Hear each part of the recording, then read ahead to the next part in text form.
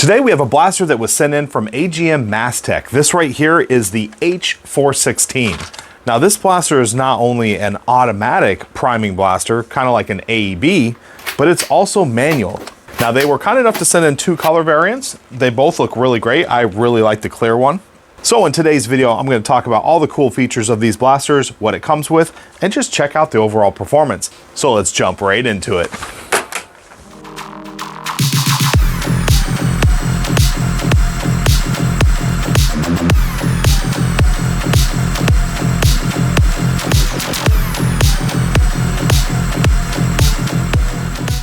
So starting off, these blasters have a magazine and they are shell ejecting. They have a select fire switch that allows you to go from manual. So that's up here, there's a prime. You can fire, or you can actually go to electronic prime. Now this isn't full auto, it's just electronically priming the blaster so you can fire it.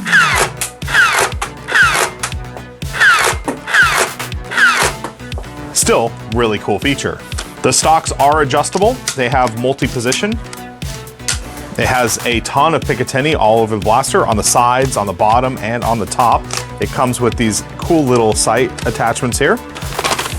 One feature I think is pretty cool is inside the barrel here, there's an actual positive-negative connection for the battery leads. So the battery is stored inside of the muzzle. Now that's pretty much the blaster. Let's go ahead and look at what comes in the box. And now to go over what comes in the package. Now I did have these 2 magazines that came with it, so I'm assuming these come with this. But inside here, we have a ton of stuff. We have our shell loader, set that aside. We have a drum, which that's really cool. And of course we have the blaster, the front muzzle, which also contains the battery compartment. And that just goes on the front like that. Next we have the stock that we just twist on the back. Then we have a sight. There's the back one, and then we have a front sight.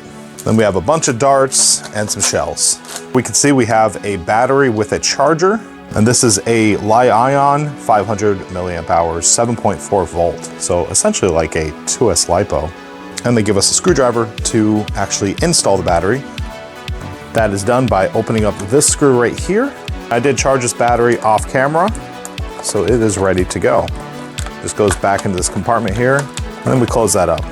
Now to go over the shell loader, so you put your shells in down here, and then you put your darts up here, close that up, and all you do is just push that down, seats all the darts into the shells, then you can put your magazine into the side, and load the mag, and eject the mag.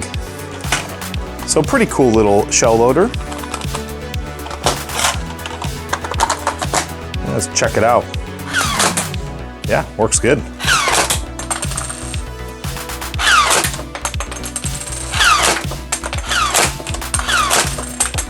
So next up, we're gonna grab some accuracy checks and also some chronograph readings. But first, I wanted to show that this does work with the drum.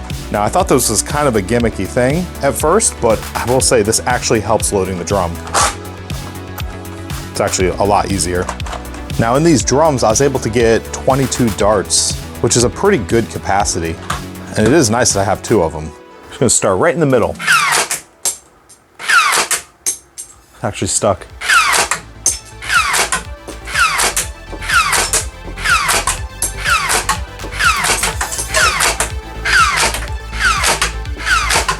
I'd say it's definitely accurate, but I don't think it has a ton of power. Let's grab some chronograph readings. 82.9, 79.3, and 76. So I'd have to say pretty standard performance, but I know some of you are going to be asking, so let's grab some chronograph readings off of short darts. And just for comparison, here is the short dart versus the dart that comes with the blaster. Now the foam flinging hobby has pretty much come to know and love the short dart, so this is what we all like to see chronograph numbers on. So let's check it out. All right, Worker Gen 3s, 80.7, 75.1, and 78.5. So not a huge difference, but I do think it's a little bit closer to 80 FPS. So in conclusion, I think this blaster is really cool. Now, it's not a high performer, something that you would see on a pro level blaster, But where I think this blaster shines is for younger Nerfers. I think this thing is a lot of fun. I think the colors of these blasters are great. They're fun to play with. The shell ejecting mechanism is a lot of fun. I do like the shell loader. I think it works well. Might be a little bit gimmicky, but like I said before, using it to load up the drums, it was actually pretty helpful. Once again, I want to thank AGM Mastech for sending these in. If you've made it this far in the video, I want to thank you. As always, be safe and happy foam flinging.